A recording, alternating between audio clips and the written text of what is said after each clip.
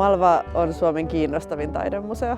Todellinen maamerkki tässä Suomessa ja onneksi se on myös Lahdessa. Mielettömän kiinnostava paikka Lahdessa, täynnä taidetta ja mahtavia tyyppejä. Kaikkien visuaalisten taiteiden museo. So the museum has made very ambitious projects since the beginning of its opening stages. Malvan näyttelyohjelmassa me keskitytään visuaalisen kulttuurin ajankohtaisiin ja tuleviin ilmiöihin.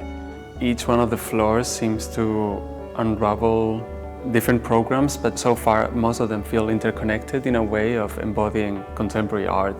Meidän erityisen mielenkiinnon kohteena on myös monialaiset ja ylialaiset näyttelyt. Vaikka on nuori museo, niin se on vakiinnuttanut asemansa kyllä suomalaisten museoiden joukossa oikein hyvin. Ja tämä Malva on oikeastaan niin kuin tapahtumakeskus, että näyttelyiden lisäksi täällä on paljon muutakin. Malva on maailmanluokan museo, jossa on puitteet kohdallaan.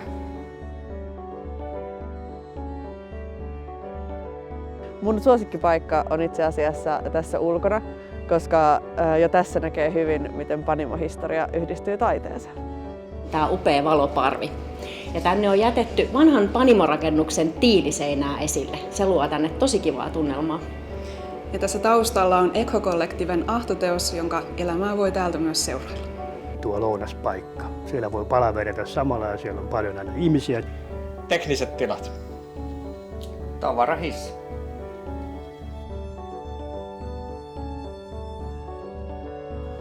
Malvassa on parasta tämä kokonaisuus, monipuolisuus ja ennen kaikkea, kun tämä on rakennettu vanhaan panimoon, niin se henki on säilynyt tässä koko ajan läsnä.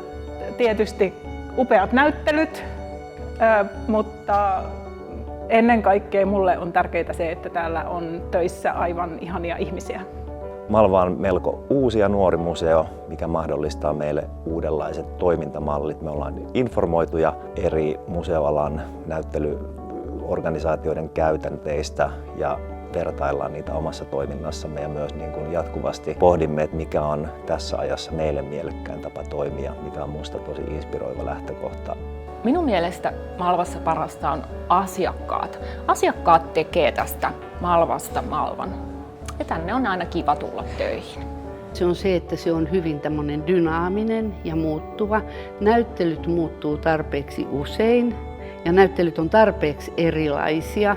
Malva myös niin kuin toimii näiden seinien ulkopuolella ja se on hurjan tärkeää. Malvassa parasta on laajat päijäthämäläisen taiteen kokoelmat ja niitä esittelevät näyttelyt. Hei, kyllä kunto. Malvassa kaikkein parasta on ihanat työkaverit ja lämmin lähestyttävyys. I'm really happy to make this exhibition here and bring it to Finland and also work with the team from Malva. Tänne voi tulla aina uudestaan ja uudestaan.